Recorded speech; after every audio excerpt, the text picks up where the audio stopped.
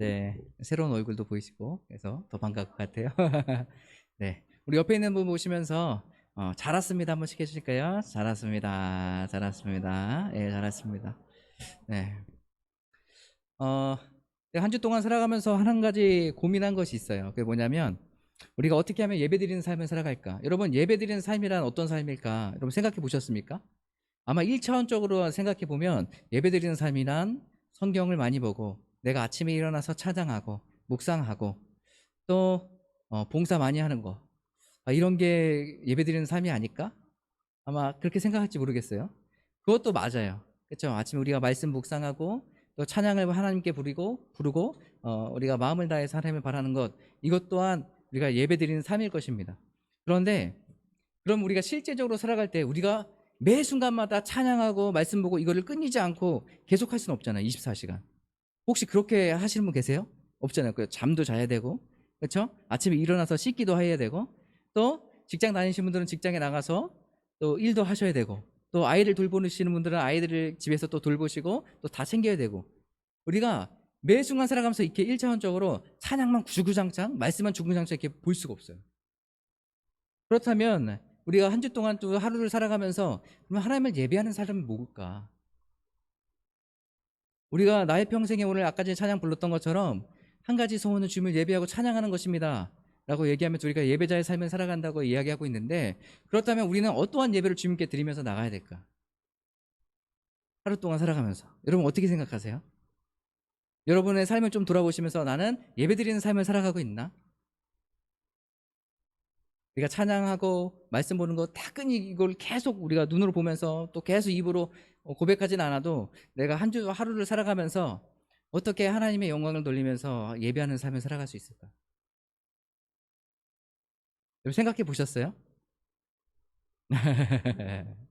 저도 이것을 좀 다시 한번 계속 생각해 보는 시간들을 가졌어요. 정말 예배드리는 삶이 뭘까? 저희 한 가지로 저는 정리가 되더라고요. 우리가 찬양도 하고 말씀도 보고 묵상도 하고 하지만 정말로 우리가 예배드리는 삶은 하나님의 말씀을 기억하고 순종하는 삶이다. 이게 아닐까 생각해요. 순종하는 삶. 여러분 한 주 동안 하루도 이렇게 살아가시면서도 하나님의 말씀에 순종하며 살아가고 계십니까? 우리가 아침에 묵상하는 이유는 뭐예요? 우리가 그 묵상의 말씀을 통해서 하나님께서 나에게 깨달은 것을 알려주시고 깨닫게 하시고 우리가 깨달은 것을 어떻게 해요? 실천하면서 살아가는 것도 아니겠습니까? 그것을 위해서 묵상하는 거예요. 만약에 여러분들이 묵상을 하면서 내가 오늘 하루 묵상하는데 하나님 너무 좋은 말씀입니다. 아멘 하고 기도하고 딱 끊고 그 다음에 내가 원하는 대로 그냥 살아간다면 그건 제대로 된 묵상이 아니에요. 제대로 된 묵상은 내가 그 말씀대로 묵상했다면 그 다음에 어디까지 가야 돼요? 행동까지 가야, 실천까지 가야 되는 거예요. 만약에 여러분이 오늘 말씀을 묵상했는데 내가 하나님께서 용서하라는 마음을 많이 주셨어요. 근데 내가 여전히 미워하는 사람이 있어요? 그러면 내가 용서하라고요? 하나님 좀 부담스러운데 하고 딱 하고 아멘 하고 끝나는 게 아니라 이 말씀을 실천해 보는 거예요. 이렇게 보는 거예요. 그래서 친구랑 아니면 내가 미워하는 사람이 있다면 더 다가가고 아니면 그 사람을 위해서 더 기도하는 시간을 갖고 더 사랑의 마음을 허락해 달라고 기도하고 그런 마음들을 갖고 우리가 하루를 살아가야 돼요. 그러니까 그 전체 삶, 하나님의 말씀을 붙잡고 또 찬양의 가사들을 붙잡고 내가 그대로 하루를 살아가는 것, 이것이 하나님을 예배하는 삶이 아닐까 생각돼요. 여러분 우리 여기 있는 모두가 정말 하나님을 예배하는 삶을 살길 원합니다. 그럼 구체적으로 우리가 어떻게 하나님을 예배하는 삶을 살아갈지를 오늘 말씀을 보면서 좀 나누려고 그래요. 오늘 말씀의 제목이 뭐죠? 그리스도인의 신앙생활이에요. 신앙생활. 여러분 우리가 그리스도인이라면 다 누구죠? 예수 그리스도를 믿는 사람들이 다 그리스도인 아닙니까? 그리고 하나님께서 우리를 한 공동체를 부르셔서 같이 예배드리고 신앙의 삶을 나누게 하셨는데 우리 같이 예수 그리스도를 믿는 사람들이 다 그리스도인들이에요. 그러면 그리스도인으로서 우리가 신앙생활을 어떻게 살아가야 될까? 세상 사람들하고 똑같이 살아가면 그게 그리스도인일까요? 아니에요, 아니에요. 그리스도인이라는 것은 예수 그리스도를 믿고 예수님께서 말씀하셨던 대로 그 말씀대로 살아가는 사람, 예수님께서 가셨던 길을 따라가는 사람이 바로 그리스도인들이에요. 그러니까 세상하고 똑같이 살아간다는 것은 그리스도인이 아니라는 거예요. 무섭죠? 내가 한 주 동안 그렇게 안 살았는데 저도 그래요. 그래서 이것을 위해서 우리가 기도하고 그러면 어떻게 하면 우리가 이렇게 살아갈 수 있을까 고민하셔야 됩니다. 여러분, 제가 얼마 전에 뭘 봤는데요. 그 유튜브에 전 한문철 TV라고 아시나요? 한문철, 우리 문철이 형님.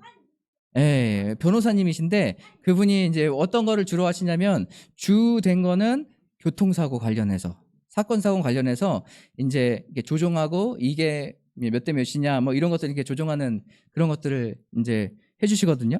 근데 제가 그거를 이제 가끔 봐요. 가끔 보는데 이제 사회적으로 이제 굉장히 이슈가 됐던 그 사건들도 거기서 다루는데 거기에 사건 중에 어떤 사건이 있었냐면 예전에 좀 지났긴 했는데 예전에 여러분 그 제주도에서 보복운전 사건 혹시 아세요? 카니발 보복운전.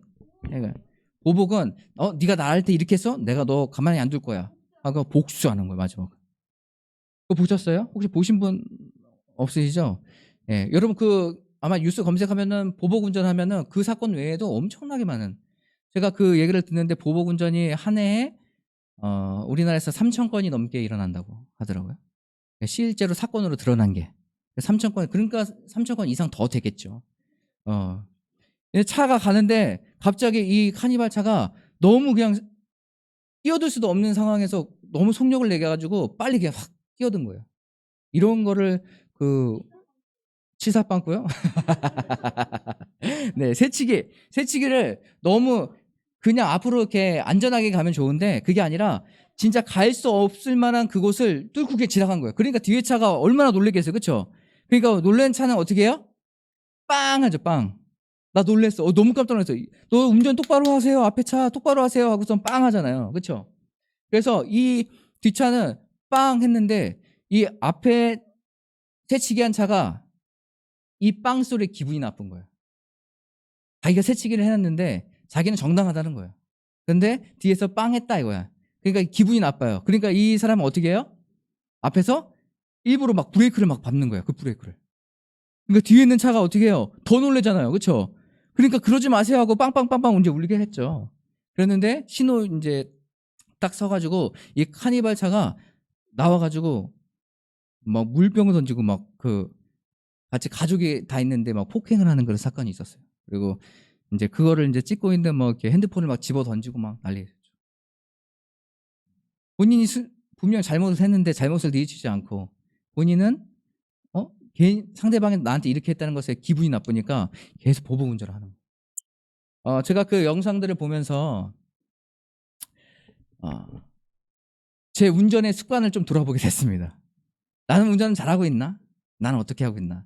제가 솔직히 초창기에는 운전을 좀 험하게 했어요. 그러니까 나이 어렸을 때 그렇죠? 20대 중반 때부터 이제 차를 이제 사서 그때부터 이제 끌고 다녔는데 그때는 제가 운전을 굉장히 잘하는 줄 알았어요. 그러니까 거침없이 그냥 막 다녔던 것 같아요. 거침없이 막 다녔는데 지금 이제 생각해 보니까 굉장히 그게 어리석은 행동이었다는 걸 깨닫게 되더라고요. 별거 아닌데 왜 운전대만 잡으면 사람이 막 바뀌는 거예요.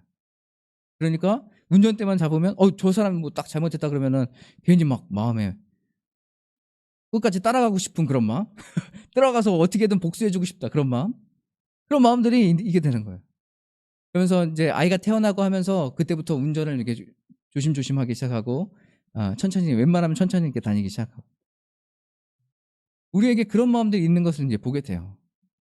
근데 이것을 우리가 어떻게 잘 다스리면서 살아갈 수 있을까? 유대인들은 실제로 그런 일들이 있었죠. 실제 이에는 이 뇌는 해서 실제로 보복을 해요. 그래서 도피성이라는 걸 만들어서 부지 중에 살인한 자가 있으면 이 사람이 다른 가족에 의해서 죽임을 당할 수 있기 때문에 이 사람들이 어떻게 도피성으로 도망가요. 예, 거기에서 그래서 살 수 있게 됐었어요. 하나님께서 그 피할 길을 내어준 거예요.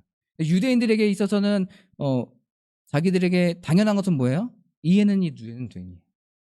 그러니까 내가 이렇게 당했어? 그럼 죄도 당해야 돼. 해서 보복하는 심리가 있는 거야. 보복하는 심리가. 근데 이런 마음들을 우리가 어떻게 다스릴 수 있을까? 그리고 상대 다른 사람들이 나를 막 힘들게 하고 어렵게 하는 상황에서 우리는 어떻게 마음을 다스릴 수 있을까? 그리스도인이라면 어떠한 삶을 살아가야 될까? 오늘 말씀에 그 이야기가 나오고 있습니다. 그래서 한 절씩 우리가 같이 보면서 이 이야기들 같이 나누려고 그래요. 우리 14절 한번 같이 읽어보실까요? 14절 시작. 너희를 박해하는 자를 축복하라. 축복하고 저주하지 말라 라고 이야기하고 있습니다. 오늘 말씀해 보니까 너희를 박해하는 자를 축복하라. 축복하고 저주하지 말라 라고 이야기하고 있어요.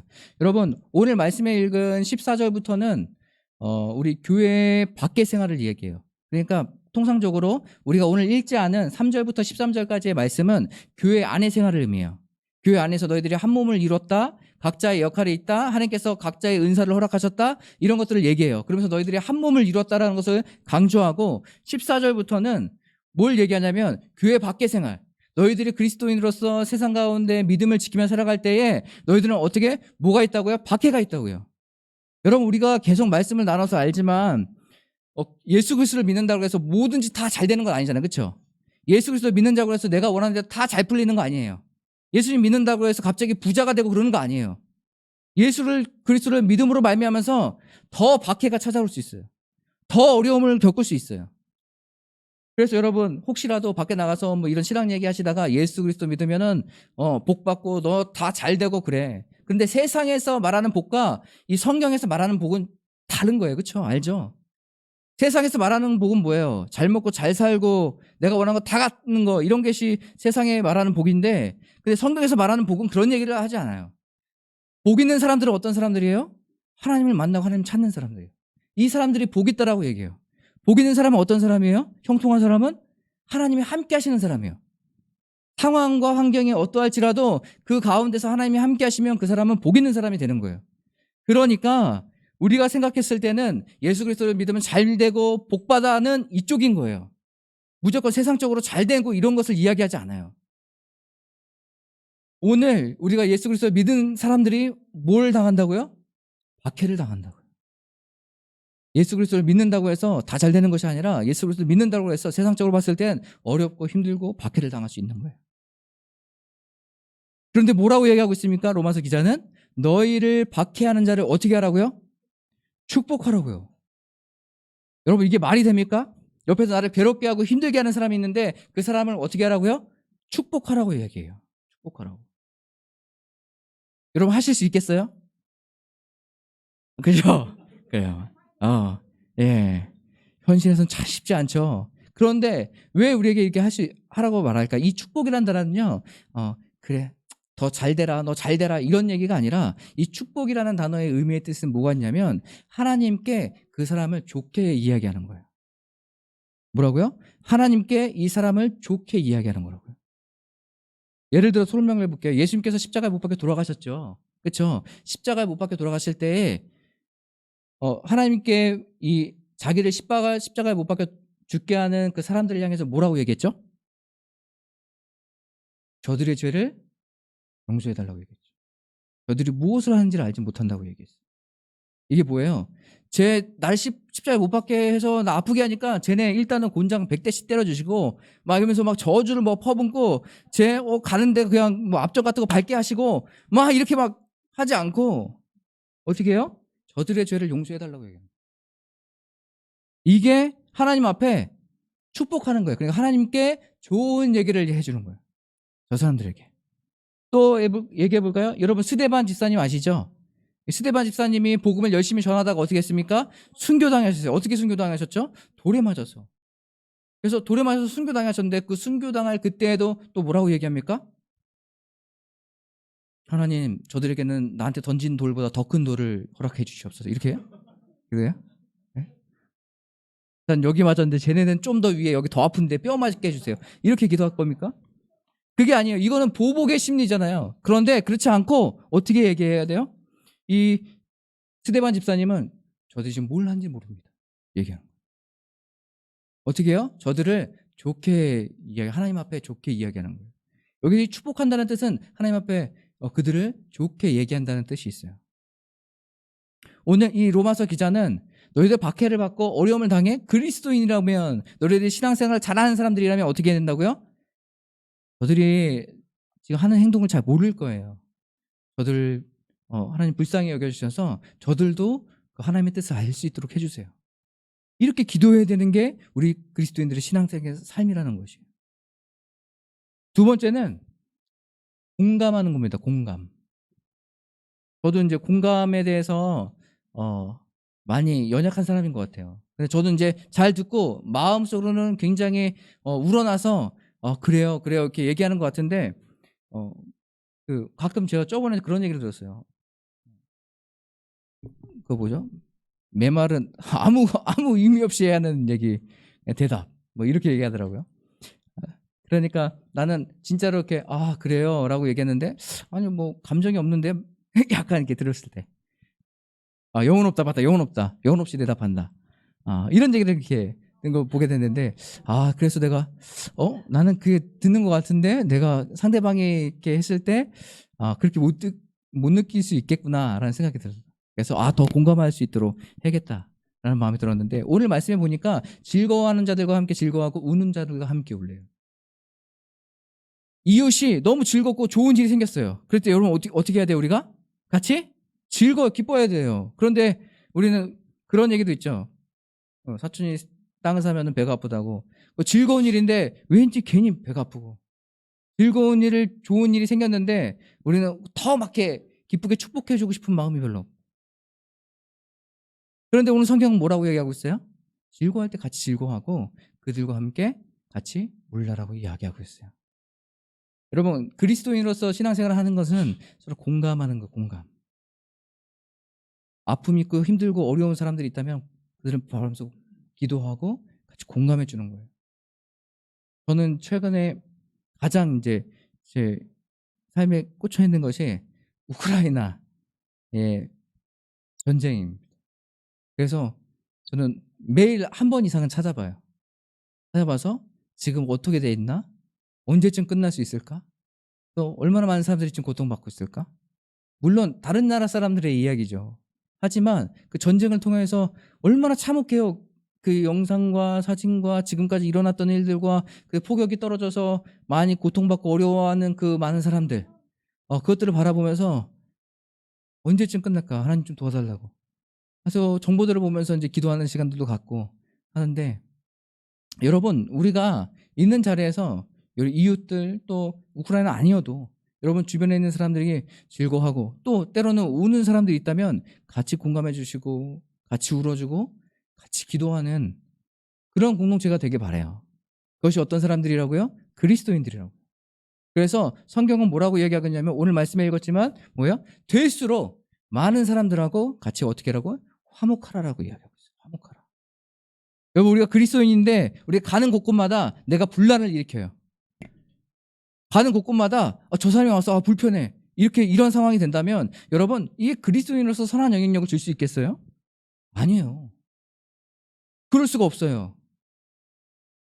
그래서 성경은 오늘 말씀에는 너희들이 즐거워할 때 같이 즐거워하고 울 때 같이 울고 그리고 너희들이 되도록 많은 사람들하고 모든 사람들하고 화목할 것을 이야기하고 있어요. 이게 바로 어떤 삶이에요? 그리스도인들의 삶이에요. 자신을 박해하는 자를 축복하는 이 자리까지 가야 어떻게 화목에 이룰 수 있는 건 아니겠습니까? 이것을 위해서 여러분 기도하셨으면 좋겠어요. 그리스도인이라면. 우리가 뭐 직장 생활을 하던가 또 인간관계를 하면서 여러분 그런 거 한번 받아보신 적 있어요? 뭐 오해에서 비롯된 그런 어려움 아니면 이제 악으로부터 나온 모함 같은 거 혹시 그런 거 혹시 받아보신 적 있으세요? 없으셨다면 뭐 잘 사셨어요. 네. 그런데 내가 하지 않는 행동, 내가 말하지 않는 건, 내가 그렇게 마음을 표현하지 않은 것들을, 안 했던 것들을 그렇게 얘기하면서 하는 것들이 실제로 일어나긴 하죠. 그것이 뭐 오해에서 비롯됐든 아니면 진짜 악의적인 것이든 그런 것들은 이제 막 이렇게 일어나기 시작하는데 여러분 그때는 어떻게 하세요, 여러분? 끝까지 그 근원을 찾아가지고 내가 뿌리 뽑으리라 하면서 막 조사하면서 탐정이 돼가지고 막 찾아다니시면서 문자 막 기록하고 막 그렇습니까? 경찰청 찾아다니고? 그러진 않으시죠? 네. 우리가 그런 거 보면은 굉장히 속상하고 마음이 힘들 때가 있어요. 그럼 어떻게 할까? 저는 예전에 그런 생각을 많이 했었거든요. 나를 힘들게 하고 어렵게 하고 나한테 내가 하지도 않았는데 그렇게 했다라고 얘기하고 다른 사람한테 그렇게 이야기하는 저 사람을 어떻게 혼내줄까? 관계는 잘하면서 어떻게 저 사람을 골탕 먹이면서 혼내줄 수 있을까? 솔직히 이런 생각들을 할 때가 좀 많았거든요. 실제로는 사역할 때도 그랬어요. 사역할 때 이거 아니잖아요. 저 사람 어떻게 이거를 드러내면서 이렇게 골탕 먹일 수 있지? 막 이런 생각들을 막 이렇게 어떻게 하면 저렇게 할 수 있을까라는 생각이 제가 할 때도 있었거든요. 근데 그때 제가 말씀 묵상하다 이 말씀을 묵상하게 됐었어요. 뭐였냐면 이거, 악을 도모하지 말라. 악을 도모하지. 내가 그 악으로 말미암아 어려운 일을 당하고 모함으로 말미암아 그런 일들을 당했어도 우리는 뭘 하지 말라는 거예요? 악을 도모하지 말고 무엇을 도모하라고요? 선을 도모하라. 더 놀라운 게 뭐가 있습니까? 선으로 악을 이기라 라고 이야기하고 있어요. 여러분, 악은 결국은 또 악을 낳습니다. 또 결국은 또 악을 낳아요. 근데 이게 다른 사람이 골탕 먹여가지고 다른 사람을 힘들게 하고 어렵게 하고 네가 나를 이랬으니까 너는 이 정도 받아야 돼 해서 보급을 했어요. 여러분, 보급에서 끝나나요? 아니에요. 그 사람만 어려운 게 아니라 그 악을 저지른 나도 똑같은 거예요. 나도 똑같이 힘들고 나도 똑같이 무너지고 어려워지는 거예요. 왜요? 그 상황과 그 환경 속에서 내가 지금 뭘 하고 있는 거예요? 하나님과 관계가 멀어지고 있는 거예요. 선을 도모하지 않고 하나님과 가까이 있지 않고 하나님께 구하지 않고 내가 원하는 대로 내 방법대로 그 일을 처리했기 때문에 나 또한 어떻게 되는 거예요? 자신도 무너지게 돼 있어요. 그래서 오늘 성경은 뭘 얘기하고 있는 거예요? 여러분, 악으로 악을 대하면 결국 지게 돼 있거든요. 근데 오늘 선으로 악을 이기라라고 말씀하고 있습니다. 우리가 선으로 악을 어떻게 이길 수 있을까요? 때로는 힘들고 연약하고 많이 어려운데, 그런데 로마서 기자는 무엇을 계속 강조하고 있냐면 성령을 강조하고 있어요. 성령. 우리가 성령이 없이는, 성령의 충만함이 없이는 우리가 하루도 이러한 삶을 살아갈 수 없다는 거죠. 그러니까 우리가 날마다 무엇을 구해야 돼요? 성령을 구해야 돼요. 우리 옆 사람 보시면서 이렇게 인사해 보실까요? 성령을 구하십시다. 성령을 구하십시다. 성령을 구하십시다. 네. 나를 박해하는 자에게 내가 저렇게 축복할 수 있는 건 어떤 상태에서 그렇게 가능하다고요? 성령이 충만한 상태.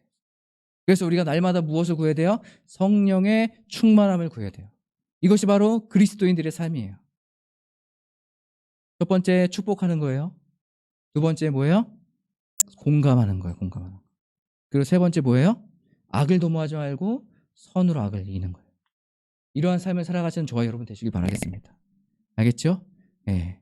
우리 시간에 같이 찬양하며 기도하실까요? 오늘 아까 전에 불렀던 찬양 믿음과 삶이에요.